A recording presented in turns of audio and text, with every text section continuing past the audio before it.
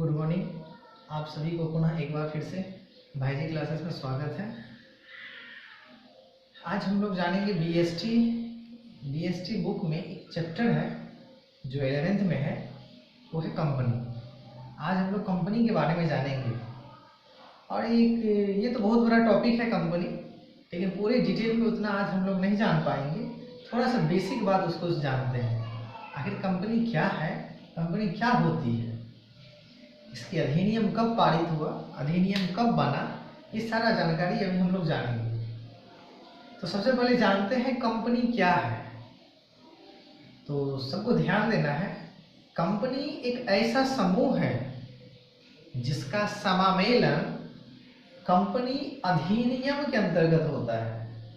ध्यान देनी है, कंपनी एक समूह है जिसका समामेलन एक कंपनी अधिनियम के अंतर्गत होती है और इसकी स्थापना यानी कंपनी की जो स्थापना होती है वो एक विशेष उद्देश्य के लिए होती है और इसमें सदस्यों का दायित्व प्राय सीमित होते हैं। कंपनी में सदस्य की जो दायित्व होती है ये भी सीमित होती है और जिसका अस्तित्व सदस्यों से अलग और निरंतर चलने वाला होता है, जिसके पास सार्वमुद्रा भी होती है। यानी कंपनी के जो सदस्य होते हैं उनके पास सार्वमुद्रा भी होती है और कंपनी की जो उद्गम हुआ वो हुआ था 1850 में। कंपनी की जो उद्गम है भारतीय कंपनी की वो 1850 में हुआ। उसको संशोधित की गई भारतीय कंपनी अधिनियम के अंतर्गत 1936 में इसे संशोधित की गई, लेकिन इसके तदुपरांत 1956 में